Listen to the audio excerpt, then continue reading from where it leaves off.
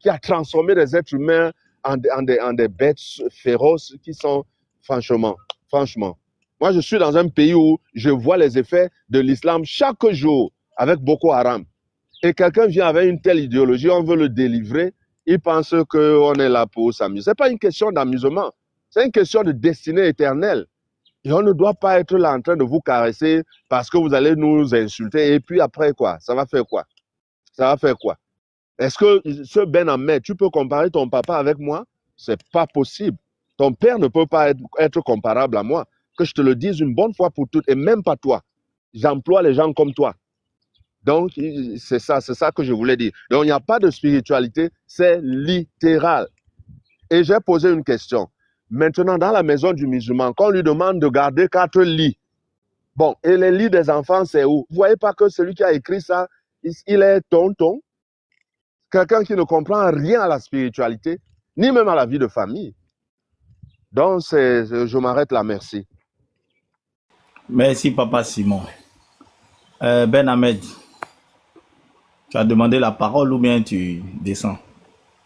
Non, je vais parler par rapport aux frères qu'ils ont parlé avant, je crois, c'est Salomon ou c'est Simon, avant Papa Simon. Voilà, je vais parler pour eux. Il y a ma sœur là qui a intervenu, qui a dit quelque chose, il y a l'autre frère qui a parlé. Voilà, et celui-même qui a déjà, il a insisté à ce que je présente mes excuses à Papa Simon. Voilà, devant Dieu, avant que Papa Simon ne prenne la parole, j'avais l'intention de présenter mes excuses, tout simplement pour lui avoir dit de la fermer.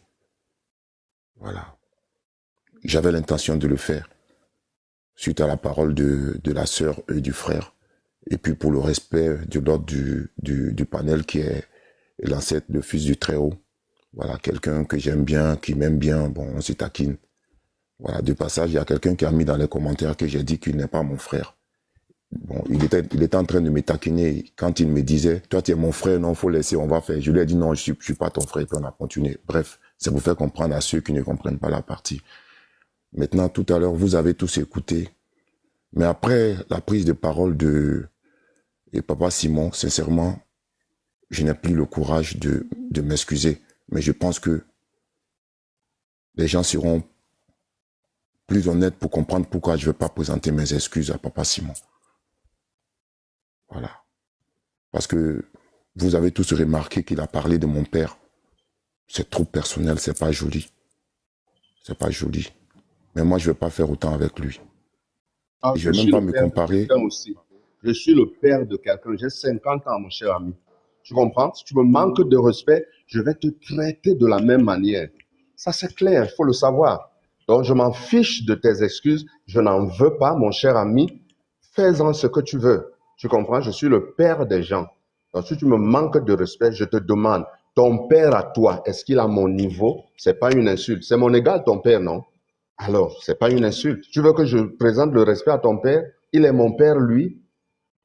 Il ne faut pas venir ici avec vos chicaneries. Après, vous commencez les jérémiades comme des petits chiens. Fils du Très-Haut, vous voyez déjà, disons, les frères et sœurs qui ont pris la parole, qui m'ont réprimandé de... Je suis là, c'est pour ne pas te couper. C'est pour ne pas te couper que je ne parle pas. Voilà, d'avoir haussé le ton sur le panel. J'ai dit des petites paroles comme du genre, mais pourquoi fils du Très-Haut, toi tu t'es constipé, pourquoi vous êtes constipé? Bon, comme fils du Très-Haut l'a su bien dit, ça ce sont des pics dans le débat, on se dit des petites paroles comme ça. Sauf que quand tu considères ça, ça peut te donner autre chose. Mais ça n'a rien de méchant comme on peut imaginer. Voilà. Maintenant, je rappelle à Papa Simon que je ne suis pas en train de pleurnicher ou de me faire passer pour quelqu'un pour une victime. Non, non, non, non, non. Je sais faire comme vous.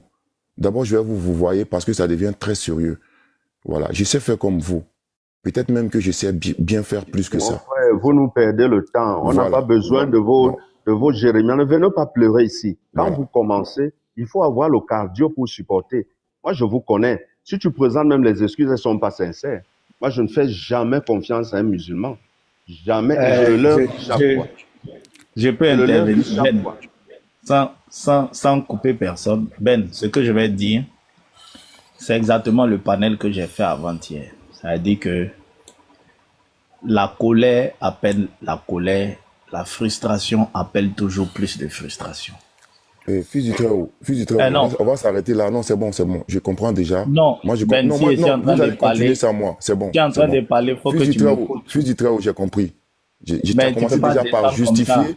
Tu as commencé déjà par Non, justifier. tu n'as pas écouté la suite de mon propos. Papa Simon Tu est en n'as train pas, de faire. tu Non, n'as pas écouté mon propos. Je dis la vas-y, colère continue. appelle la colère. Il faut que tu écoutes la suite. Voilà, la colère appelle la colère, la frustration appelle la frustration. Et à un moment donné, il faut qu'un prenne sur lui d'arrêter. Moi, je vais dire que, voilà, déjà, tu dis que tu as eu l'intention de t'excuser. Peut-être tu aurais dû te démuter avant que Papa Simon prenne la parole pour t'excuser. Voilà, la réaction de Papa Simon, personne ne va la justifier, mais on peut tous la comprendre parce que c'est une réaction de colère. C'est une réaction de colère. Il utilise bien mes mots. J'ai dit personne ne va la justifier, mais tout le monde peut la comprendre. Il y a une nuance ici. C'est comme toi, bon. Toi, tu essaies de garder les mots. Mais je dis que si quelqu'un insulte ton père et que tu insultes aussi le père de cette personne, personne ne va dire que tu as raison, on va justifier ton injure, mais on va comprendre. Donc, moi, je souhaite que on avance. Papa Simon a dit que il n'a pas besoin de tes excuses. Toi aussi, dans ton droit, dans ton bon droit, tu dis que tu vas plus t'excuser juste à ses propos. Avançons. Voilà, Non, parce que ça va devenir maintenant... Oui. Pardon, s'il te plaît. Oui. Est-ce que quelqu'un peut avoir le courage de dire à Papa Simon qu'il ne devait pas parler de mon père? Quelqu'un peut dire ça? Quelqu'un peut être fils de Dieu pour faire ça au moins? Mais, aïe, ils l'ont descendu. Fils du Très-Haut. Fils du Très-Haut. Un instant. Fils du Voilà, Très-Haut. merci. Lui qui l'a fait descendre là bien. Non, lui qui l'a fait descendre là bien fait descendre. Oui, bon, moi, on va avancer pour ne pas en faire le thème de notre panel. Pour ne pas en faire le thème de notre panel. Oui, Jésus. Juste une minute. Apprenons à avancer sur les incidents. Moi, aujourd'hui, il y a beaucoup d'adits à lire. Hein. Oui, j'ai compris. Je vais dire juste un mot. Nous, on peut pas parler à Papa Simon dans le sens où le problème vient de lui. Si ça venait de Papa Simon. Frère Jésus, c'est même pas la peine de rebondir dessus. Même il est en bas, il écoute. Non, comment on appelle l'ancêtre? Il faut qu'on dise un mot, même si c'est 2 secondes. Il faut qu'on en dise quand même. Que nous, on peut rien dire. Attends, je vais couper court. Quand chez nous en Afrique, enfin moi dans ma culture, on dit que quand tu insultes un vieux, il ne peut pas t'insulter toi parce que tu es un enfant. S'il t'insulte toi, c'est comme si il a insulté ton égal. C'est-à-dire il a fait de toi son égal. Donc quand tu insultes un vieux, il insulte quelqu'un de chez toi qui est son égal. Vous comprenez? C'est comme quelqu'un va dire qu'un adulte se bat pas avec un enfant. C'est ça. Chez nous, c'est comme ça. Ça veut dire que moi qui suis là, si j'insulte le papa de quelqu'un et que ce dernier m'insulte, c'est comme s'il m'a élevé au rang de son égal. Vous voyez, c'est ce que je voulais dire à Ben Ahmed. Chacun vient de cultures différentes, il ne va pas comprendre. Shalom à tous. L'ancêtre, pourquoi tu es sage comme ça? Dans le moment où il faut laisser la sagesse. Il est impoli, Non, c'est ce que je suis non, je suis pas en train de l'excuser. Il a été mal éduqué par ses parents. Il a été mal éduqué, il ne respecte pas ses grands frères. Il est impoli aujourd'hui, il est impoli demain, il est impoli après-demain. Il est très impoli tous les jours. Non, c'est clair. Il est impoli tous les matins qui se lèvent. C'est clair. Missile. Moi, je suis d'accord avec Missile. Je suis très d'accord. Non, 72. Il est impoli chez lui à la maison. Il est impoli dans sa famille. Il est impoli partout. Même quand il est matin pour se brosser, il est impoli. Les amis, vous auriez dû faire un stage à la cour royale. Hein? Vous auriez dû faire un stage à la cour royale. La manière je suis là, je serai toujours comme ça parce que c'est ce que nous, on nous enseigne. C'est comme ça. J'ai dit, ce que j'ai dit là, c'est clair. J'ai dit chez nous, dans notre culture, quand un enfant insulte un vieux, le vieux là, s'il est sage, il n'insulte pas l'enfant. Parce que s'il insulte l'enfant qu'on vient le trouver, les gens même vont se moquer de lui. On va lui dire, toi vieux comme ça, tu es en train de faire palabre avec un enfant. Donc, insulter l'enfant parce que l'enfant t'a insulté, c'est faire de l'enfant ton égal. Donc, le vieux, quand il est sage, là, même pas de ça écoutez-moi jusqu'au bout, les frères. Écoutez-moi jusqu'au bout. En fait, je vais souligner quelque chose. Le truc, c'est pas à faire d'insulter même. C'est pas ça même. En Afrique, nous tous, on est africains. Ben Ahmed, il est ivoirien. On sait que chez nous, là, la base, là, c'est le respect des anciens. C'est pas une histoire d'insulter. Non, c'est pas ça même. Non. Pas ça. Tu m'as pas compris.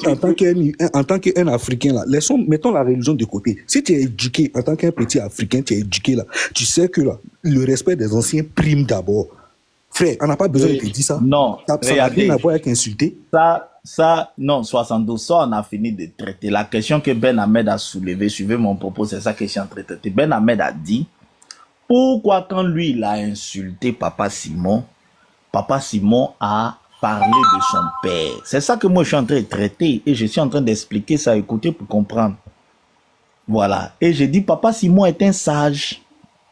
Parce que ce qu'il a fait là, c'est la sagesse africaine. C'est ça que je suis en train de dire.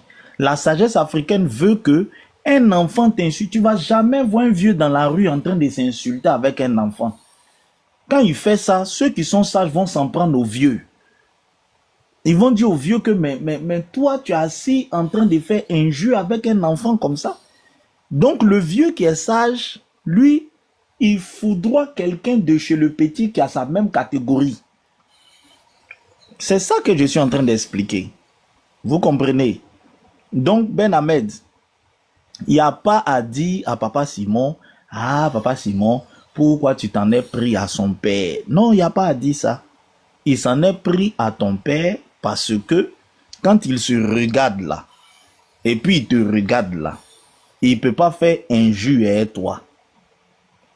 C'est pour ça que dans la vie, il faut éviter d'insulter quelqu'un qui est plus âgé que toi. Parce que quand tu l'insultes, tu le mets en confrontation avec tes parents. C'est ça. C'est ce que je voulais dire. Donc, il n'y a pas à polémiquer dessus. On ne va pas faire un panel sur l'injure et tout ça. On avance. Et puis, je veux dire aussi aux frères, sincèrement, les chrétiens, arrêtez cette histoire des musulmans sont impolis. Attendez, quelqu'un qui est dans une religion, vous ne savez pas que tout ça, c'est des manifestations du choc. Vous voulez... Il y a des vidéos, Papa Simon en a parlé. À la chaîne arabe, il y a un gars qui a lu le Coran, lui a dit, il a failli devenir dingue. Il était agité comme ça. Ils nous ont menti, ils nous ont fait ceci. Il s'attrapait les cheveux, il insultait le prophète. Il était devenu dingue. Moi, je n'arrive pas à comprendre les chrétiens qui sont étonnés de voir les musulmans agités. C'est pour ça que vous voyez, moi je n'écoutais pas avant avec l'apôtre, avec Moubarak. Mais Moubarak insultait l'apôtre. Vous avez vu comment l'apôtre était sérieux, mais l'apôtre sait que c'est les effets de la vérité. Parfois tu peux dire la vérité à quelqu'un et il prend un couteau, il te poignarde. Ça peut arriver. Donc quand on est face aux musulmans là, sincèrement les chrétiens, si vous vous attendez à ce que vous sortez, c'est trop grave. Une religion qui dit qu'on doit avoir un lit pour Satan. Donc toi, tu veux aller dire ça à un musulman et puis tu t'attends à ce que le musulman là soit calme et puis il te dit 72 ouris, vraiment, avec respect, je te remercie de m'avoir dit la vérité, avec les compliments du prophète, sois béni. Quand tu t'en vas lire ça là, tu dois comprendre qu'il sera tellement choqué qu'il va t'insulter. Donc quand il t'insulte, tu ris. Tu ris parce que l'injure, s'il reste calme, c'est là il y a un problème. Ça veut dire que ce que tu viens de lâcher là, ça n'a pas d'effet. Mais quand il a agité comme ça, tu sais que voilà, le truc est rentré. Très bien. Quand Andropov vient et puis dit, le prophète a chié, il s'est nettoyé avec les 3 cailloux. Si le panel reste calme, c'est que l'effet n'a pas eu lieu. Mais quand les gars se démutent, ils deviennent agités. Voilà, très bien. La vérité est rentrée. La vérité est rentrée. C'est ça. Donc, arrêtez les histoires qu'on lit. Il a dit, ah, il a insulté, il a manqué. Mais justement, c'est les djinns, c'est comme ça. Il faut que ça l'agite. Ça le secoue quand il descend, il s'en réfléchit. Pourquoi les djinns ne se font jamais contre Boukari et puis Mouslim? Non, mais les djinns là, c'est contre nous. Est-ce que Boukari et Mouslim sont morts? C'est moi ici en train de dire. Ah bon. Ce que j'ai fait là, je lui ai administré le médicament. C'est ça qu'ils comprennent. Vous devez savoir ceci. Israël, c'est un petit État. Je le répète toujours. 20 000 mètres carrés. C'est comme la moitié d'Abidjan, Israël. Entouré de 52 États musulmans qui, dans leur constitution, ont voué la destruction de l'État qu'ils appellent l'entité sioniste. Ils ont fait les guerres. Combien de guerres? Ils ne réussissent pas. Pourquoi? Parce que ces gens-là ne comprennent que le message de Moïse, œil pour œil, dent pour dent. Si vous êtes dans l'interreligieux, vous êtes faible, machin, ceci, cela, quelqu'un vient, il insulte un papa comme moi, un petit enfant à qui je donne à manger. Moi, je ne vais pas le laisser. Je vais frotter ses oreilles. Prochainement, quand il va me trouver sur un panel, il sera respectueux et on sera des amis. Ne vous inquiétez pas. Il sera respectueux la prochaine fois. Bon, c'est des gens, comme l'ancêtre le disait, c'est la dissonance cognitive. C'est-à-dire que tu as connu quelque chose sur laquelle tu as fondé ta vie et même ton espoir pour la vie éternelle. Et ça s'écroule entre tes mains. Mais faut te mettre dans... Attends, je t'envoie pas plus. Tu vas devenir fou. Tu vas devenir fou. Et la réaction que tu as là, c'est ça qu'on appelle la dissonance cognitive. Vous comprenez un peu?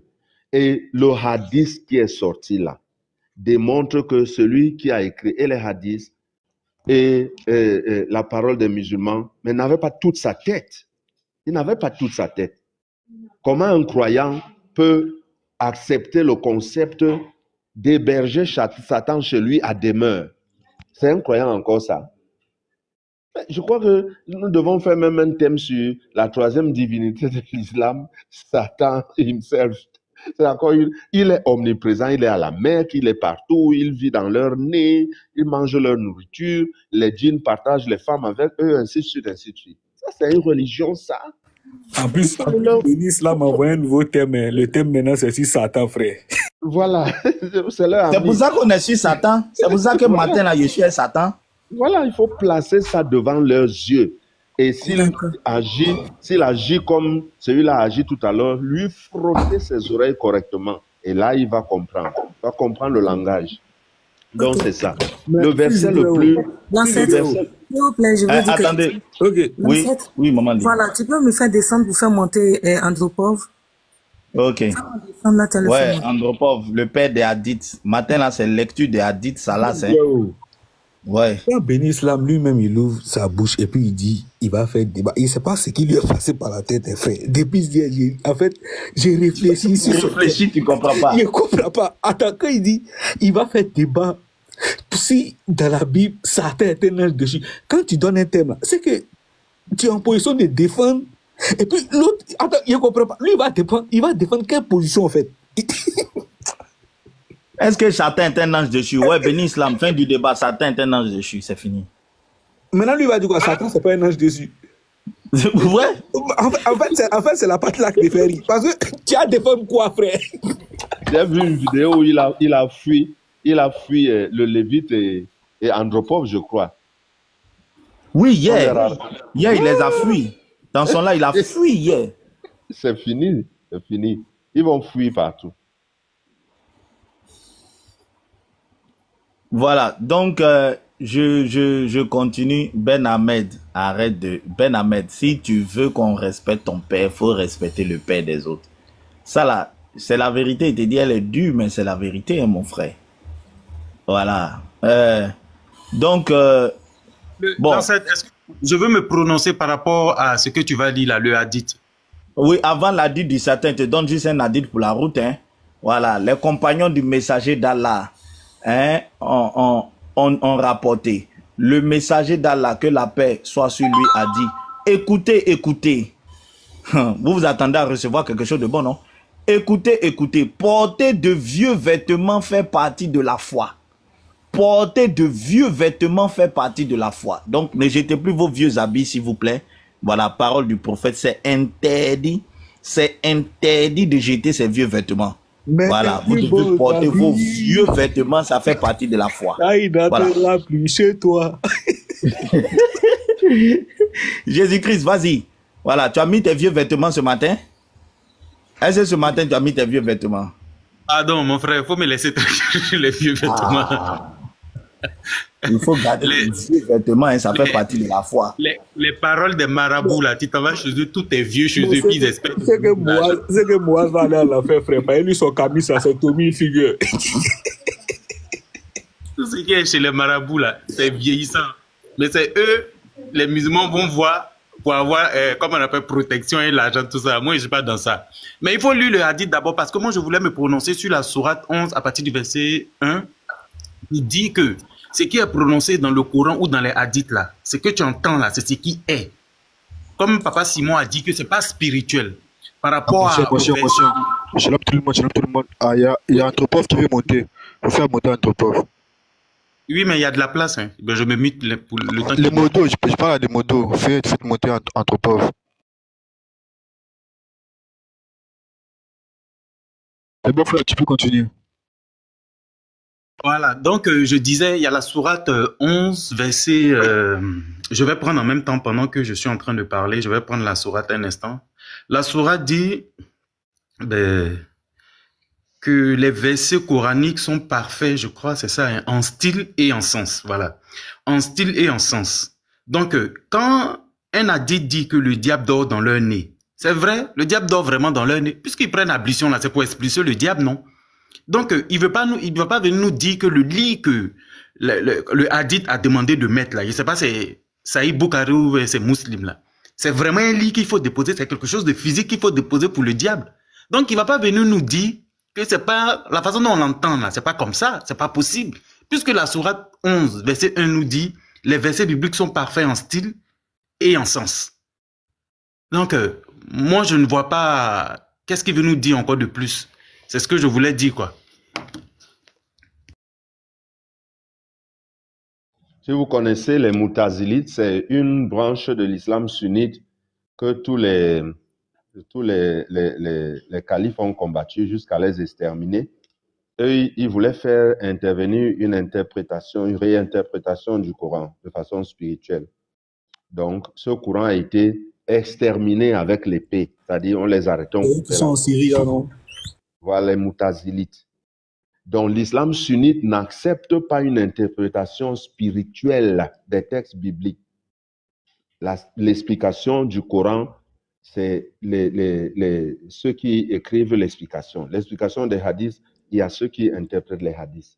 Il n'y a pas de spiritualité dedans. Quand vous voyez Shaitan, c'est vraiment Shaitan. C'est comme ça. Et encore, même... Ils ont l'habitude de dire ici que quand tu vas mourir, il y a 2 anges dans la tombe qui vont te juger. Bon, mais ils croient en ça. Mais pourquoi c'est le cas du lit là que lui ne croit pas? Il dit non, que ce n'est pas un lit physique comme on le pense. Pourtant, vous vous dites que quand quelqu'un meurt, souvent même on voit des vidéos où ils sont en train de creuser la tombe, il y a un sous forme de flamme de feu comme ça. Et puis, pour eux, le jugement va se passer là-bas. Moi, je me souviens, quand j'étais encore musulman, il paraît que la tombe, là, ça va se resserrer contre ton corps. Ça va presser tout ton être. Je ne sais pas. Mais tu es assis là, tu écoutes. Pour toi, c'est normal.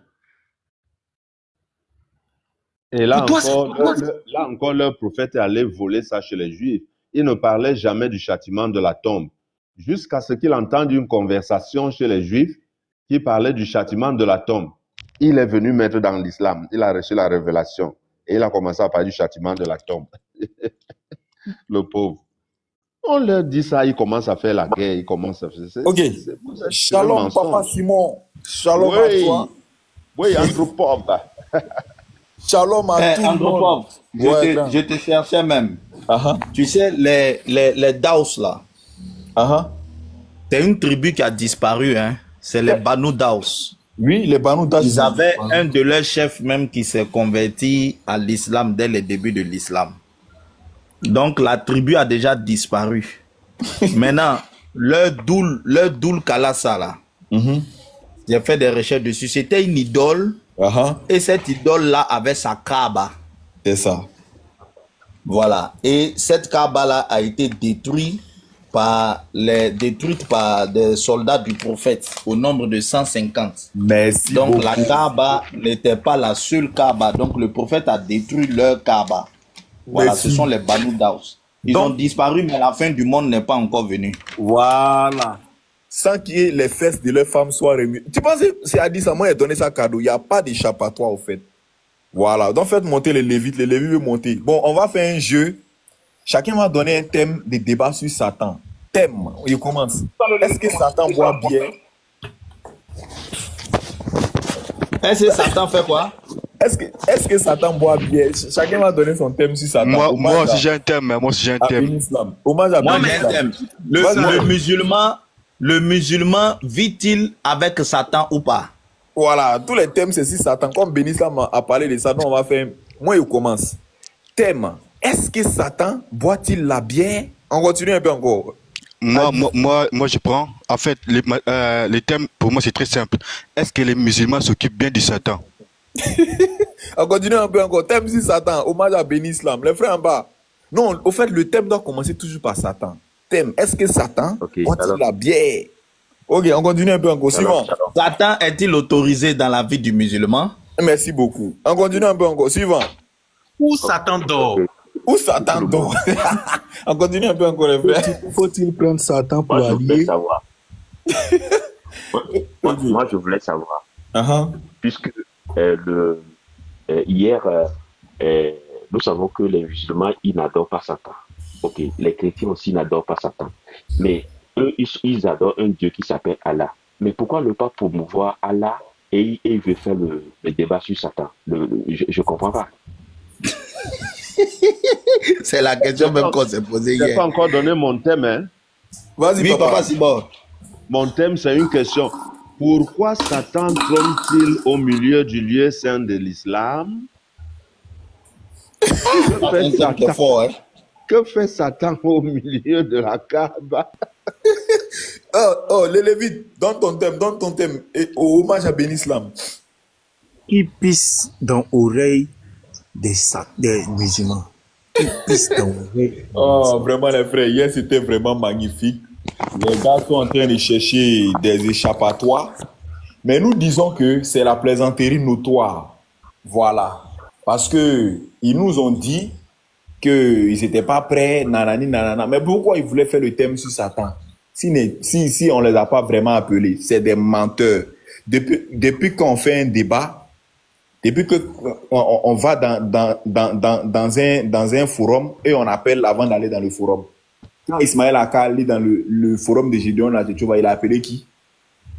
Lui, quand il faisait son live avant-hier, parce que c'est hier on a quitté là-bas, avant-hier, quand il faisait son live, il n'a pas dit à la reine Soninké que nous on dit que nous on arrive, que lui va voir dedans.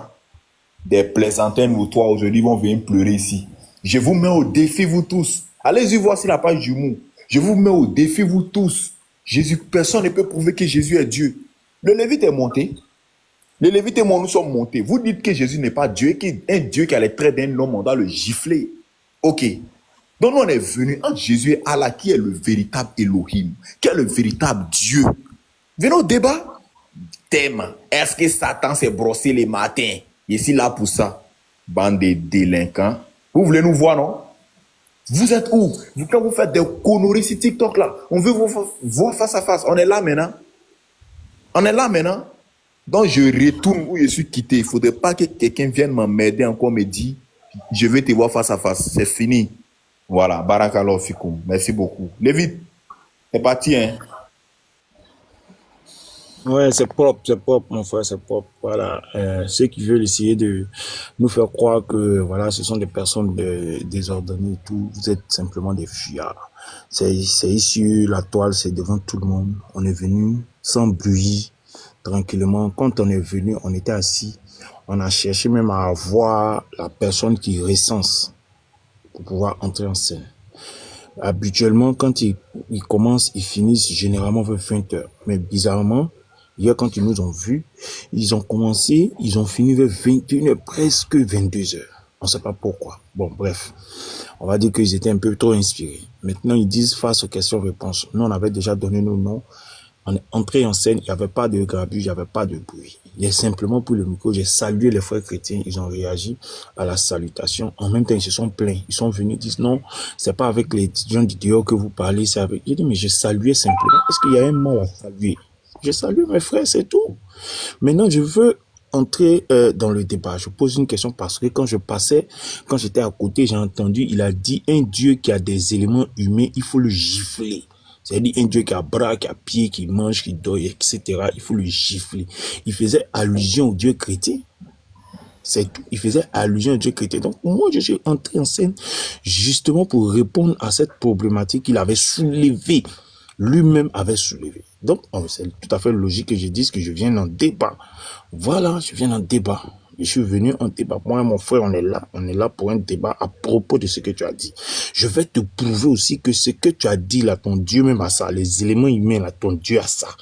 Donc, on va le gifler aussi. Quand il a vu ça venir, il n'a pas voulu. Automatiquement, il change à 360 degrés, il parle de Satan dans la Bible. Mais moi, je ne suis pas venu parler de Satan. On n'est pas venu parler de Satan. Nous, on s'en fout de ce que Satan a pu faire. Ça, c'est parce que tu es un ami très proche de Satan. Tu es quelqu'un de très proche de Satan. Voilà pourquoi tu veux, en pleine rue, en plein débat, tu veux parler de lui. Mais ça n'engage que toi. Si toi, tu veux parler de lui, quand nous, on partira, tu parleras de lui. Mais nous, on est venu parler de notre divinité et de ta divinité. C'est ça que nous sommes. C'est pour ça que nous sommes là. Il veut pas, il refuse. Il dit, si vous ne voulez pas parler du thème que lui, il met sur la table, on n'a qu'à partir. Mais on n'a qu'à partir comment? On est venu, on est quitté loin, on est venu, on t'attendait depuis, on est là. On est arrêté pendant près d'une heure, 1h30, jusqu'à ce que tu finisses. Donc, maintenant que tu as fini, on veut entrer en scène par rapport au truc que tu veux pas. Comment un musulman qui fait un forum, qui allume le Dieu des autres, maintenant on entre en scène. On veut parler de ce que tu as dit par rapport à notre Dieu. Et puis aussi, on va faire savoir ce qui se cache, c'est que vous ne prêchez pas aux gens qui sont là autour. Parce que si vous imaginez, si vous avez déjà assisté à leur forum, il y a des passants. Il y a des passants, quand ils passent et puis ils entendent certaines choses par curiosité, ils s'arrêtent. Moi, j'ai vu beaucoup de personnes qui n'étaient pas attroupées avec eux, qui étaient, c'est-à-dire même après la route, qui étaient arrêtées. Il y avait une fille même qui était arrêtée, que j'ai remarqué, qui était arrêtée, elle était habillée en tout blanc, je ne sais pas si Andropov l'a vu. Elle était arrêtée sous un lampadaire derrière la route et puis elle écoutait. J'ai dit, celle-là, forcément, elle n'est pas musulmane, mais seulement c'est la curiosité de ce qu'il disait. Et il allumait le christianisme. À tout bout de champ, il allumait le christianisme. Donc, il fallait avoir du répondant. Parce que tu vas pas passer ton temps à allumer le christianisme et puis tu penses que ceux qui sont là pour ça, ils vont pas parler. Moi, quand je me suis rentré en scène, je me suis présenté en tant qu'apologète de Christ, apologète de Christ. Donc, il faut avoir le cardio pour recevoir aussi ce que tu es en train de dénigrer là. Il faut avoir le cardio pour recevoir le répondant. Voilà, c'est ça. Puis tu es débatteur, même le modérateur, quand il était venu nous prendre notre demande là, je lui ai fait cas qu'on est venu pour une demande et pour un débat. Il dit non, il n'y a pas de débat. Il dit qu'ils ne sont pas préparés à ça, machin. Il dit, mais mon ami, moi, tu me réveilles à 2h du matin, à 2h, même à 3h, tu me réveilles. Tu dis, Jésus n'est pas Dieu, je suis préparé ici apologète. Donc pourquoi ces gens, ça ne sont pas prêts? Je lui ai demandé, est-ce que ce sont des débatteurs? Tu es sûr que ce sont des débatteurs? Il dit, oui, ce sont des débatteurs, Il dit, mais comment? Si ce sont des débatteurs, il y a quel problème? Il y a quel problème? On est venu, il a taxé notre Dieu, nous on est venu pour répondre à ça. Donc qu'il soit, qu'il ait le cardio pour qu'on réponde. Mais bon, comme vous avez pu assister, vous avez pu voir, ce sont des fuyards, ce sont des plaisantins. Ils n'avaient jamais pensé que ce temps-là allait arriver. Ils n'avaient jamais calculé ça. Ils pensaient qu'ils allaient se mettre là à dire. Donc maintenant, ce qu'ils font, vu que tout le monde a vu leur fuite, leur peur, leur crainte, tout ce qu'ils sont en train de faire, c'est de nous montrer en tant que des perturbateurs. On est venu perturber leur forum et tout, etc., etc. Mais c'est faux. Au début de la vidéo, quand vous regardez, quand on est entré en scène, il n'y a pas eu de grabuge, il n'y a rien eu. On a parlé, c'est quand ils n'ont pas voulu, Andropov a dit, c'est game over, allons-y. Et puis on est parti, c'est là que ça fait un peu de tohu-bohu. Le gars qui a pris la vidéo, qui a enregistré pour dire qu'on est venu faire du tohu-bohu là, pourquoi il n'a pas pris notre entrée? C'est après que nous soyons sortis qu'il y a eu tout ce... Voilà, parce que les gens n'étaient pas contents, les gens, même les musulmans qui étaient là, il y en a un qui m'a pris de côté, machin, tout ça. Donc, c'est tout ça qui a fait ce grabuge-là. Sinon, bien avant ça, il n'y avait pas. J'ai juste salué les frères, et puis c'est tout. Les frères ont répondu par un cri, c'est fini. Où est le souci à cela? Donc, ce sont des plaisantins, ce sont des menteurs, ce sont des gens qui ont peur, mais toujours prêts à vouloir insulter les dieux, les divinités des autres. Mais quand on veut aussi passer leur Dieu au scanner, parce que c'est ce qu'on allait faire hier, je vous assure que on allait scanner Allah hier. Et puis eux-mêmes, ils allaient répondre pour savoir si Allah est vrai. Parce que ils ne disent pas ça aux gens qui sont autour. Quand ils sortent là, ils parlent pas de ça. Comme ils savent que nous sommes des personnes qui tenons des sources authentiques de leur dogme et de leur prophète ou de leur Allah, ils veulent pas que ça se sache. Ils veulent pas que ça se sache. Comment tu peux donner la parole à quelqu'un? La personne à peine en train de débiter ses mots, tu le coupes. Vous avez 2 micros, on a un seul micro. Pendant qu'on est en train de parler, le modérateur, lui, va attraper le micro pour nous tendre le micro. Ah, mais nous ne sommes pas des enfants. Donne-nous le micro, on va dire ce qu'on a à dire. Donc, il y avait tout ça là qui mettait en mal le truc. S'ils disent qu'ils veulent un débat maintenant, désormais, ce qu'on va faire, moi, c'est ce que je suggère. S'ils veulent qu'on fasse un débat et qu'ils veulent pas que nous entre dans leur forum pour venir faire un débat, s'ils veulent qu'on fasse un débat et que on devrait les appeler, on va les appeler, il n'y a pas de problème, on fera le débat dans un endroit neutre. Là, on ne sera pas dans leur forum, ils vont nous imposer des choses. Ça sera dans un lieu neutre, face à face neutre. Si ça doit se produire, ça sera dans un endroit neutre. Parce que, vous voyez, nous on vient à 2. Nous on a un seul micro. Eux ils ont 2 micros. Si on doit parler, mon frère doit parler, ça devient difficile. Oh, pendant que eux ils sont à l'aise. Et puis, ils vont pas nous imposer leurs règles. Dans un terrain neutre, ce sont les règles qui seraient imposées à tous les camps, les 2 camps. Des règles leur sont imposées de façon claire. Mais chez eux, là-bas, eux vont nous imposer. J'ai demandé au modérateur, si c'est une histoire de questions-réponses, est-ce qu'on peut avoir le même temps de parole? Il dit non. J'ai dit, mais tu peux pas parler 30 minutes et puis tu vas me donner 2 minutes pour nettoyer ce que tu as dit en 30 minutes. Ça va pas le faire, c'est pas possible. Il dit, ah, c'est comme ça. Tu peux pas avoir dans le temps des questions-réponses le même temps que le modérateur. J'ai dit, ben, c'est que ça sert à rien. Nous, on part pour le débat. Le débat, on a des temps équitables. Tu as 30 minutes, j'ai 30 minutes, ainsi de suite, c'est comme ça, le débat. Il dit, il veut pas aussi de débat. Donc bon, enfin, vous voulez quoi? Vous étiez en train de dire face à face, on a peur, on est venu, maintenant c'est vous qui avez plutôt peur. C'est vous qui fuyez. Bon, là, on fait comment? Donc merci les frères, shalom, je me mute. Ok, grand frère, donc je vais juste rebondir un peu. Vous voyez, grand, quand on est venu, ils nous ont vus, parce que moi par exemple, on me connaît pas. C'est maintenant que trop c'était trop, donc c'est pourquoi je suis venu physiquement. Donc ils ont vu le Lévite. Quand ils ont vu le Lévite, même, comment il s'appelle, celui qu'on a fouetté avant-hier, quand il est venu, il allait nous saluer. Donc ils ont vu le Lévite. C'est pourquoi Moubarak, c'est pourquoi par orgueil, il a dit, Humo a filmé ça, les frères ont publié.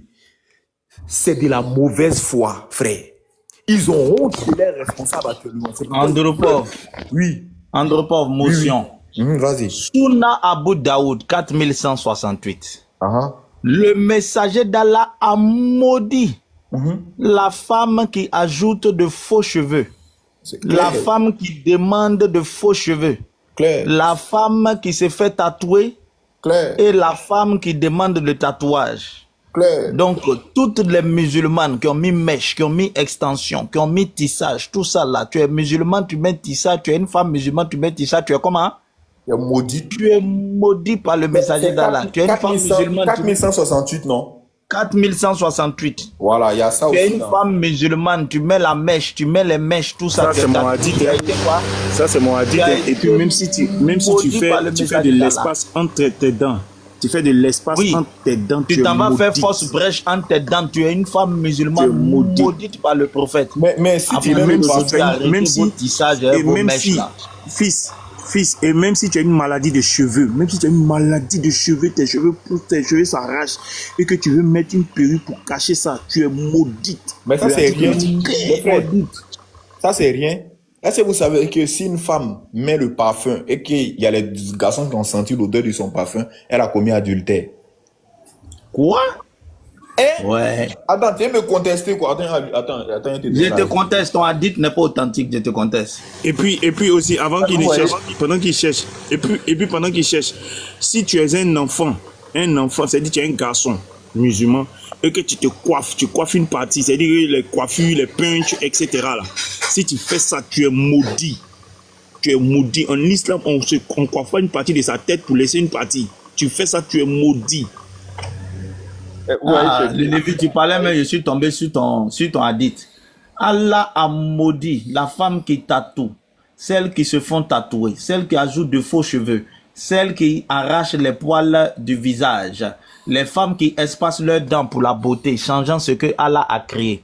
Quand une femme de Banu Assad, appelée Yacoub, qui lisait le Coran, l'entendit, elle vint à lui et dit: j'ai entendu que tu as maudit les femmes qui tatouent, celles qui se font tatouer, celles qui ajoutent de faux cheveux, celles qui arrachent les poils du visage et celles qui font des espaces entre leurs dents pour changer ce que Allah a créé. Et le messager répond, pourquoi ne devrais-je pas maudire ce que le messager d'Allah a maudit et ceux qui sont mentionnés dans le livre d'Allah? Et elle dit, j'ai lu d'un bout à l'autre, je n'y ai rien trouvé. Il dit, je jure par Allah, si tu l'avais lu, il ment sur le Coran. Si tu l'avais lu, tu l'aurais trouvé. Il lut alors, ce que le messager vous a rapporté, acceptez-le. Ce qu'il a interdit, abstenez-vous-en. Il dit, c'est Allah qui a dit. Elle dit, elle a lu le Coran, elle n'a pas vu du temps. Il dit que si tu avais lu, tu allais savoir. Attends, la source, qui me contestait là? Attends, c'est moi. Saïd, attends, Souna Abu Daoud 4169, c'est la source. Andropov, je te conteste. Oui, les frères en bas là, qui me contestent, mettez, ils te contestent. 3 personnes ont même te contestent, ils donnent la référence. Ils te contestent, on a dit t'es faux. Le messager n'a jamais dit ça. Ok. An-Nasaï, 5126. Il a été rapporté qu'Al-Ash'ari a dit, le messager d'Allah a dit, toute femme qui met des parfums passe ensuite devant des gens pour qu'ils puissent sentir son parfum, alors elle est une adultère. Et c'est moi, c'est ma grand-mère qui parle. Ouais. Je suis un imam, je suis un muezzin, hein. Vous avez oublié ça. C'est pourquoi il fuit. Parce quoi? Monsieur le muezzin. Oui, papa. Mais regardez ce qui est bizarre. Tu interdis aux femmes de se faire belles, mais tu demandes aux hommes musulmans de mettre le noir sur les yeux. Le messager d'Allah mettait le col, ce qu'on appelle le col, le crayon noir aux yeux. Il teignait sa barbe en rose. Il interdit ça aux femmes. Et les femmes sont maudites. Mais eux, ils se féminisent pendant qu'ils interdisent aux femmes de se faire belles. Oubi. Subhana ta'ala. Papa Simon, est-ce que tu sais que il dit les enfants de 6 ans, les enfants de 7 ans, les enfants de 8 ans, il faut les apprendre à prier. Il faut apprendre les enfants de 7, 8, 9 ans à prier. C'est ce qu'il dit. Mais moi, je pose une question, Papa Simon. Aïcha, avec quel âge? Qu'est-ce qu'il lui a appris? C'est grave, ça. Donc, ils reconnaissent que Aïcha était une enfant, quoi. Ça...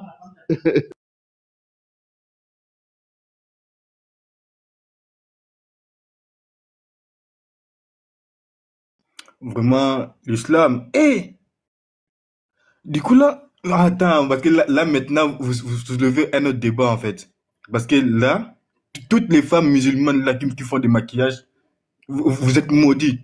Les musulmanes, si vous êtes là, maquillés un peu là, il faut vite aller enlever. Vous avez attendu les sources. Il faut vite aller enlever tout ça. Maintenant, vous savez.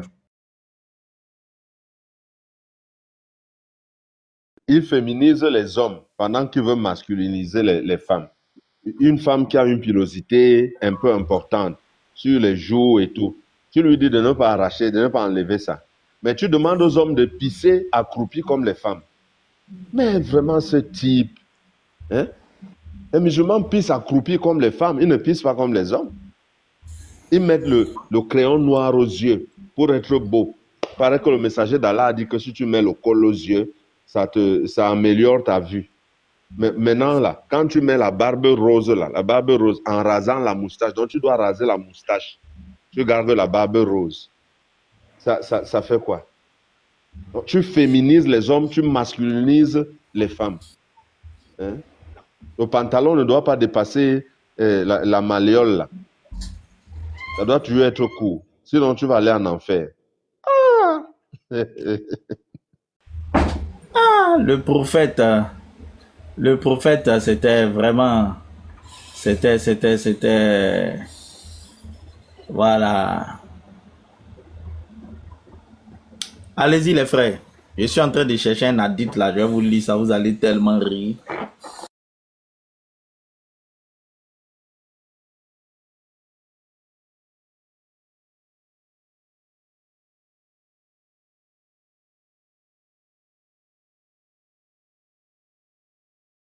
Et les frères, il faut chercher les hadiths des chiites, c'est encore plus excellent. Hein? C'est-à-dire, eux, là-bas, c'est la folie furieuse. Hein? C'est-à-dire que là-bas, même Mohammed même est assis sur le trône d'Allah. il est fait de lumière, lui et toute sa famille, c'est les divinités. Ils étaient avec Allah avant même la création. D'ailleurs, le monde a été créé à cause de Muhammad. Andropov va parler de parfum. J'ai cherché un hadith. Est-ce que vous savez que c'est interdit aux femmes de se parfumer pour aller à la mosquée? Une femme qui va à la mosquée doit sentir mauvais. Elle ne doit pas se parfumer. Voilà. Sunna Abu Daoud 41-74. Les femmes musulmanes qui se parfument pour aller à la mosquée, là, c'est interdit en islam. Hein. Arrêtez de mettre le parfum quand vous partez à la mosquée. Voilà. Une femme rencontrait le messager d'Allah. Il sentit une odeur de parfum en elle. Ses vêtements flottaient dans l'air. Il dit, « Oh, servante du Tout-Puissant, viens-tu à la mosquée ?» Elle répondit, « Oui. » Il dit, « C'est pour cela que tu as utilisé du parfum ?» Elle répondit, « Oui. » Il dit, « J'ai entendu le messager d'Allah dire, la prière d'une femme qui se parfume pour cette mosquée n'est acceptée que lorsqu'elle revient et prend un bain semblable à celui de la souillure sexuelle. » Voilà, donc quand tu te parfumes pour aller à la mosquée, ta prière n'est pas acceptée. Pour que ta prière soit acceptée, tu dois rentrer à la maison et venir te laver, hein, la grande ablution, comme si tu avais été sexuellement souillé pour enlever l'odeur du parfum. Redonne le numéro. Voilà, c'est Sunna Abu Daoud 41-74. Donc, une femme musulmane, tu ne dois pas te parfumer pour aller à la mosquée. Si tu te parfumes pour aller à la mosquée, ta prière n'est pas encore acceptée. Voilà, c'est pas accepté jusqu'à ce que tu rentres pour venir faire ta grande ablution. Voilà, donc arrêtez vos basins que vous parfumez plein pour aller à la mosquée là. C'est interdit, c'est interdit. C'est interdit. Cherche le hadith qui donne les 3 choses que Muhammad aimait le plus. Je vous ai dit, cet homme, il féminise les hommes, il masculinise les femmes. Lui-même dit dans un hadith, les 3 choses que le messager d'Allah aimait le plus. Première chose, les parfums. Deuxième chose, la nourriture. Troisième chose, les femmes. Donc, lui, il aime les parfums, il doit se parfumer, mais les femmes doivent sentir le bouc. Mais c'est qui ça? Cherche-nous, il y a un hadith qui dit qu'il aimait 3 choses, plus que tout. Fils de Tréo, attends, je suis en train de chercher. J'ai un texte aussi à lire ici, là. On dit Saïd Muslim. Attends, laisse-moi donner ce texte encore au Lévite. Lévite, il faut prendre Sunna Abu Daoud 4175. Je te lis le hadith. Le prophète a dit, si une femme se parfume, elle ne doit pas assister à la prière de la nuit avec nous. Voilà. Vas-y, 72 Ouri. Ok. Saïd Muslim 2060a, il est écrit, Zouaib ibn Arb, Muhammad ibn al-Mutana et Ubaydullah ibn Saïd ont tous dit, Yahya al-Katan a rapporté d'Ubaydullah. Ubaydullah m'a informé de Nafa, d'Ibn Umar au sujet du prophète, que la guerre soit sur lui, qui a dit, 2 points. Le mécréant mange dans 7 intestins et le croyant mange dans un seul intestin. Le mécréant mange dans 7 intestins et le croyant mange dans un seul intestin. Donc quand tu deviens croyant, le nombre d'intestins diminue. Vous êtes fous, hein? Attendez, hein, je suis en train de trouver le hadith de Papa Simon là. Si les 3 choses que le prophète aime. J'ai trouvé, mais je cherche la référence du hadith. Il y avait les parfums, la compagnie des femmes et puis la salade. C'est ça, non, Papa Simon?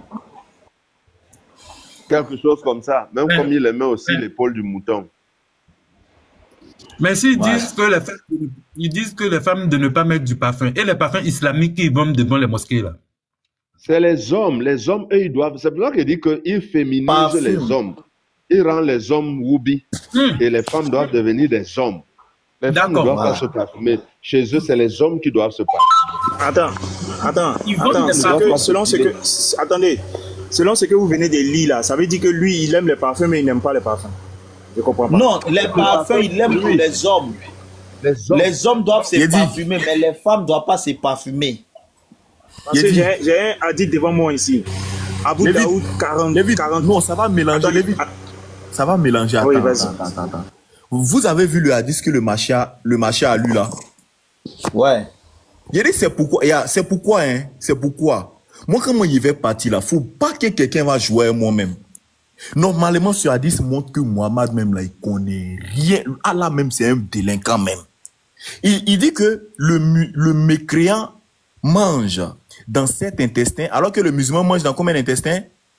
Comment on appelle ça? Le machia. Combien? Un seul. Un seul, non. Merci beaucoup. Quand vous faites sortir ce hadith, vous savez, les musulmans disent quoi?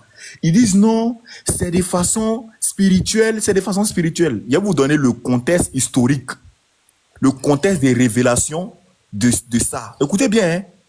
D'après Abu Huraira, dans Sahih Muslim 2063, écoutez bien, le messager d'Allah invita un non-musulman. En réalité, ce hadith, ça, c'est au sens propre du thème. Écoutez bien, hein. Donc le messager d'Allah invita un non-musulman et le messager d'Allah ordonna qu'on lui traite une vache, une chèvre. C'est-à-dire qu'ils ont levé le lait de la chèvre pour lui donner. Écoutez bien, elle fut traite et il but de son lait. C'est-à-dire que le koufa, le non-musulman, a bu de son lait. Puis, on traita une deuxième chèvre. Ça veut dire que ça fait 2 nourritures. Il but de son lait. On traita une autre chèvre. Il but de son lait et il but son lait jusqu'à ce qu'il ait bu le lait de 7 chèvres. Écoutez bien. Donc, il était non-musulman. Il a bu le lait de 7 chèvres. C'est-à-dire c'est un gourmand. Écoutez bien. Le lendemain matin, il embrassa l'islam. Donc, le lendemain matin, il est devenu musulman. Le messager d'Allah ordonna qu'on lui traite une chèvre. Il but de son lait, puis on traita une autre chèvre, mais il ne la termina pas. C'est-à-dire que quand il est devenu musulman, il n'a plus bu 7 fois. Cette fois, il a bu une seule fois, et après ça, il n'a plus pu boire encore. Écoutez bien, le messager d'Allah dit, alors, le croyant boit dans un seul intestin, alors que le non-croyant boit dans 7 intestins. Andropov, quand tu fais la shahada, là, tes intestins là, c'est fini. Ça devient 1. Dès que tu fais la shahada, ton intestin diminue en même temps. C'est plus 7 intestins.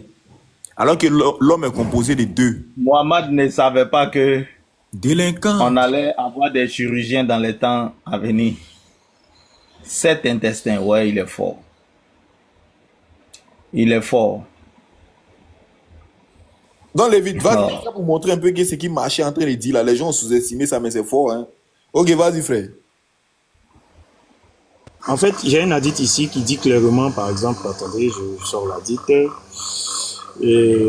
En cause ça, je voulais comprendre. Le Sunnah Abu Daoud 41-72. Abu Huraira a rapporté que le messager d'Allah a dit, si l'on offre à quelqu'un un parfum, il ne doit pas le rendre, car c'est une bonne odeur et légère à porter. Donc, je ne comprends pas, en fait. C'est-à-dire, le prophète, il ne sait plus ce qu'il dit. Il dit quelque part que le parfum n'est pas bon. Maintenant, ici, il vient, il dit que c'est une bonne chose. Bon, je ne comprends pas. Je t'explique. Quand une femme se parfume, là, d'abord, concernant les femmes, quand une femme se parfume, quelqu'un d'autre ne doit pas sentir son parfum à part son mari. Si un autre homme sent son parfum à part son mari, c'est un adultère. Ce qui fait que une femme qui doit sortir ne doit pas se parfumer. Parce que de toutes les manières, si elle se parfume, quelqu'un d'autre va sentir son parfum. Une femme qui se parfume ne doit pas aller à la mosquée pour aller prier. Parce que quelqu'un d'autre que son mari va sentir son parfum. Une femme ne doit pas assister à la prière si elle est parfumée. Sa prière ne monte pas. Maintenant, les hommes sont autorisés à se parfumer. Donc, les hommes, quand ils reçoivent du parfum, là, ils ne doivent pas le rendre. C'est une bonne chose. Maintenant, dans les parfums, il y a des tri. Hein. Il y a les parfums que le prophète aimait. Il y a des parfums qu'il n'aimait pas. Par exemple, concernant les parfums qu'il aimait, ils ont cité. Le safran, comme ça, il n'aimait pas le safran. Donc, quand un homme est parfumé de safran, il te dit d'aller te laver. Il n'aimait pas le safran. Voilà, il avait des odeurs qu'il aimait, le musc, il aimait le oud. Voilà, il avait des odeurs. Mais le safran, il n'aimait pas. Il y a un parfum qu'on appelle le kalouk aussi, il n'aimait pas. Hier, toute la nuit, j'ai lu les habits, les parfums, les chaussures. Vous jouez, hein? Le prophète a parlé de tout. An-Nasaï, 5144. Ali bin Abu Talib a dit, le prophète d'Allah a pris de la soie dans sa main droite et de l'or dans sa main gauche. Puis il a dit, ces deux choses sont interdites aux hommes de ma communauté. Voilà.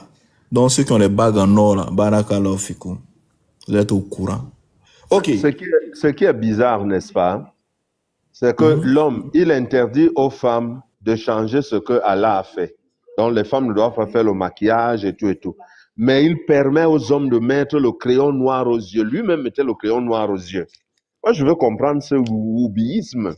Et il faisait lui-même là, il disait, lui-même là, oui. Non, attends, lui-même il dit que les perruques, les manchins, tout ça, c'est pas bon. Mais lui-même, il faisait des tresses. Lui-même, il faisait tresses. C'est que papa Simon il faisait des tresses. C'est-à-dire sur les cheveux même. Il interdit aux femmes de, si une femme a une pilosité là, c'est-à-dire qu'une femme, peut-être elle a un duvet au niveau de la moustache, elle ne doit pas raser ça parce que le messager d'Allah interdit ça. Mais les hommes doivent se raser la moustache et garder la barbe. La femme ne doit pas se teindre les cheveux, mais les hommes musulmans doivent se teindre la barbe en rose. Vous voyez toutes les pratiques que les femmes doivent faire. Il demande aux hommes de les faire et interdit aux femmes de faire les soins de beauté. Moi, je ne sais pas. Heureusement que les musulmans d'aujourd'hui ne l'écoutent pas. Papa Simon, tout à l'heure, là, vous avez dit, un instant, s'il te plaît, vous avez parlé de crayon dans les yeux, là. En Côte d'Ivoire, on appelle ça calé. Ils mettent. Quand tu vas, il y a des musulmans qui mettent calé. Un jour, enfin, oui, calé, tu connais calé, non? Ils mettent ça. Bien sûr, ils mettent. On appelle ça en arabe le col, en arabe, col. Ils mettent. Oui, il y a le hadith. Ok, frère, il y a quelqu'un qui aime... Abu Daoud 4183. Vas-y un peu, frère. Je n'ai vu aucun homme aux cheveux longs et vêtu d'une robe rouge plus beau que le messager d'Allah. Muhammad ibn Suleiman a ajouté, il avait des cheveux qui lui touchaient les épaules. Abu Daoud a rapporté, Israël a également rapporté de manière similaire d'après Abu Ishaq, ses cheveux touchaient ses épaules. Chouba a ajouté, ses cheveux lui arrivaient jusqu'au lobe des oreilles. Donc, je suis descendu sur l'aspect maintenant de Muhammad. On va voir tous les calis qu'il mettait. Voilà, tout ça, on va voir ça. Allez-y, je cherche un hadith par rapport à ce que Papa Simon a dit. Ok, Papa Simon, voilà, trouve-moi la sourate du Coran qui dit, fais-moi don, comment on appelle ça, toutes les femmes qui veulent faire don de leur personne au messager d'Allah, tout ça. Tu connais cette sourate-là, s'il te plaît? C'est pas sourate 33-50. C'est ça? La sourate quoi? C'est 33-50, non? Qui peut me lire ça? Qui peut me lire ça, chap? La sourate où Aïcha a dit que on dirait que ton Allah, le sabbat Banouzoul là, Aïcha a dit que on dirait ton Allah là, lui il est là pour exaucer tes désirs. Voilà, c'est ça. Je cherche la sourate. Lisez la sourate là, le hadith que je vais lire là, vous allez comprendre. Attends, je pense à vite fait. Voilà, là, le hadith que je vais lire là, ça c'est mon hadith. Les frères aiment ça. Ok, je suis. Vas-y. Il lit la parole de Subhanata là. Ah, voilà. Vas-y un peu, frère. Oh, prophète. Nous t'avons rendu licite tes épouses à qui tu as donné leur mari. C'est ça. Ce que tu as possédé légalement parmi les captives. Que Subhana t'a destiné. C'est ça. Les filles de ton oncle paternel. Les filles de tes tantes paternelles. Les filles de ton oncle maternel. Aïe, aïe, aïe. Et les filles de tes tantes maternelles. Aïe, aïe. Celles qui avaient immigré en ta compagnie. Il y a une partie. Continue. Voilà, c'est cette partie-là. Ainsi que vas-y, frère. Ainsi que répète encore. Ainsi que toute femme croyante. Même pause. Ainsi que toute femme croyante. C'est fort, hein. Fils, c'est fort, hein. C'est fort. Oui, continue. Moi, il y a une petite partie. Ainsi que toute femme croyante. C'est tout? Pourvu que le prophète consente à se marier avec elle. 2 points. Voilà. Donc le messager d'Allah, là, toutes les femmes qui veulent se donner à lui, là, qu'elles viennent, pourvu, la seule condition, pourvu que lui-même, elle lui plaise. Vous voyez? Ça, c'était le permis de framponner. Non, c'est faux.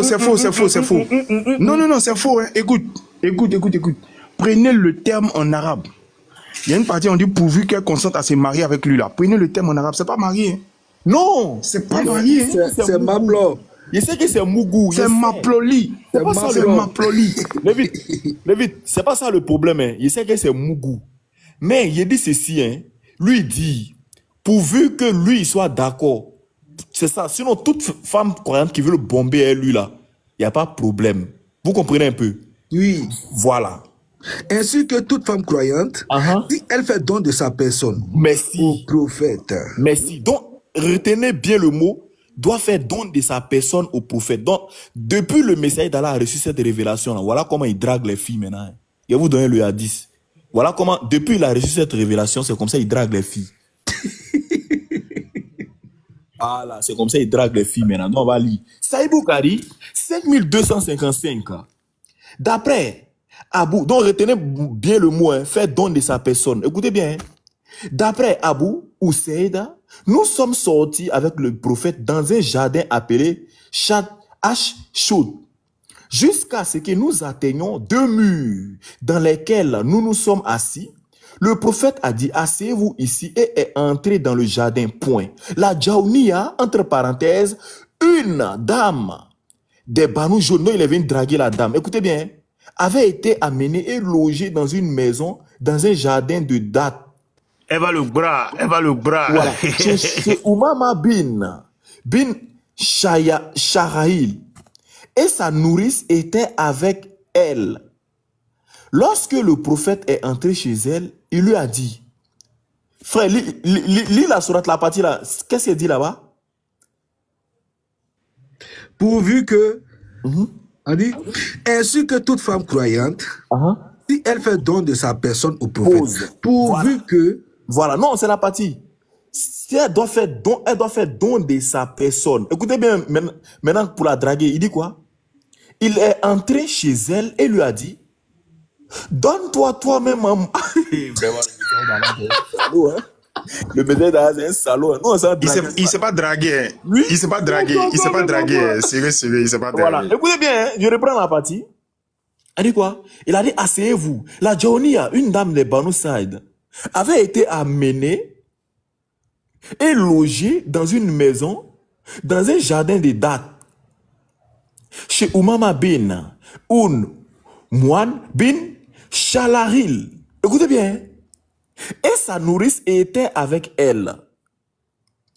Lorsque le prophète est entré chez elle, il lui a dit, donne-toi toi-même en cadeau.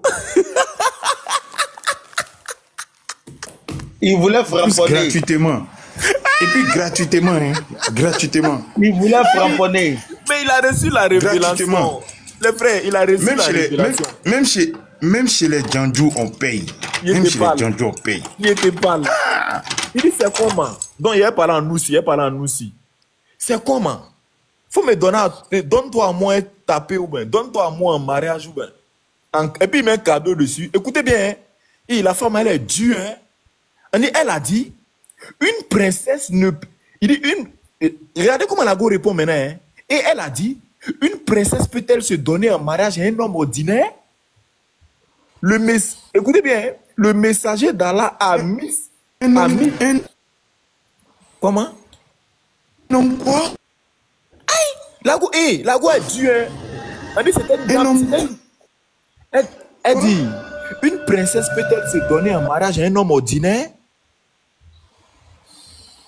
Écoutez maintenant. Non, c'est faux, il n'est pas ordinaire. C'est faux, il n'est pas ordinaire. Écoutez, attends, il n'est pas ordinaire.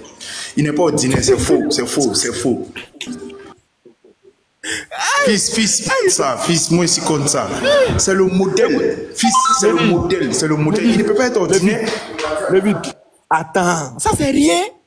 Donc, comme il a reçu la révélation de Allah, comme le Machia vient de lire, donne-toi toi-même à moi en mariage. Elle dit quoi? Une princesse peut-elle se donner en mariage à un homme ordinaire? Le prophète a levé la main pour la caresser.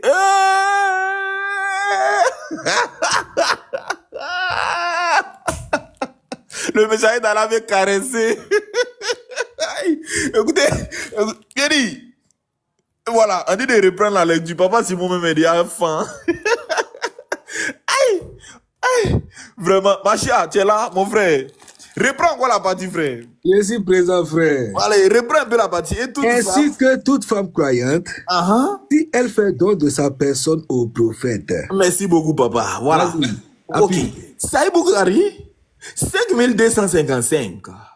D'après Abu Ousseid, une personne est sortie avec... Voilà, pardon. Nous sommes sortis avec le prophète dans un jardin à Choun jusqu'à ce que nous atteignions 2 murs. Oh, vraiment. Dans lesquels nous nous sommes assis. Le prophète a dit, asseyez-vous ici.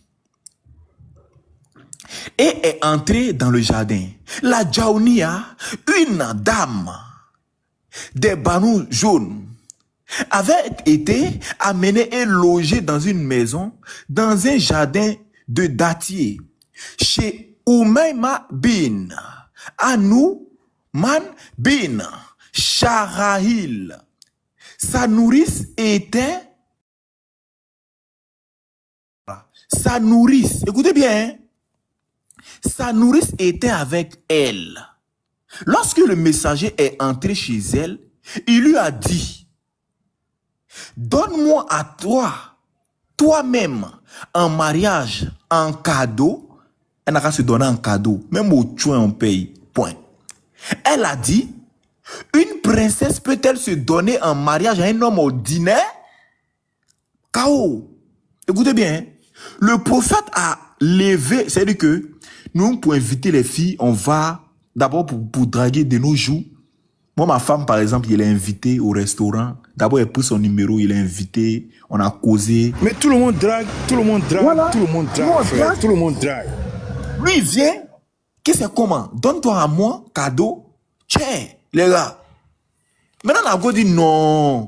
Une princesse peut-elle se donner en mariage à un homme ordinaire? Maintenant, écoutez bien maintenant le mot. Le prophète a levé la main pour la caresser, afin qu'elle se calme. Eh, prophète, il veut caresser, il a caressé Goula. Écoutez bien, elle a dit, je cherche refuge auprès de toi contre Allah. Et pardon, je cherche refuge auprès d'Allah contre toi. Ah, mon frère, papa c'est mon riz. Il a dit, tu as cherché refuge auprès de celui qui donne refuge. Alors, le prophète est sorti vers nous et a dit, Abou, donnez-lui 2 robes de lin blanc à porter et laissez-la retourner dans sa famille. Poto, prophète a tapé poto, il a tapé poto. Encore une fois, c'est dit, il a échoué. Prophète a tapé poto, il a tapé poto. Prophète a tapé poto. C'est pourquoi ils nous fuient. La petite a regardé puis elle a dit Momo, faut boire. Dans tout ça, là, Aïcha était où? Parce que c'est la mère des croyantes. Elle était où? Notre maman Aïcha. Oh, vraiment, le message d'Allah. Est-ce que vous savez que Khadija aussi a appelé mère des croyantes? Est-ce que vous savez ça? Khadija aussi a appelé mère des croyantes. Toutes les épouses du messager d'Allah sont les mères des croyantes. J'ai vu un livre à Cap Nord là. J'ai fait la capture même du livre, et même où c'est écrit. J'ai lu la première page, c'est écrit qu'elle est la mère des croyantes. C'est coranique. Il a dit que leurs épouses sont leurs mères. C'est pourquoi quand Aïcha est morte, et quand le messager d'Allah est mort, plus personne ne pouvait fouetter, marier les femmes du prophète. C'est ce qu'il a dit. Il dit qu'elles sont devenues leurs mamans. Donc imaginez coagulation d'Aïcha de 18 ans. Jusqu'à où elle est devenue femme maintenant à 18 ans, jusqu'à sa mort là. Elle devait plus mourir quelqu'un d'autre. Andropov, c'est pas possible. C'est coagulation qui a Gaïcha. Ah, d'accord. Ah, d'accord. Donc, c'est ce qui est là-haut. Donc, les frères, c'est comme ça le messager d'Allah dragué. Il a dit, nous là, nous on blague pas quelqu'un ici, nous on fouette. Voilà, donc, Ok. Maintenant, on va lire encore. Voilà, voici un peu les prophéties. Voici une prophétie de Muhammad maintenant. Il dit quoi? Dans At-Timidi 2181,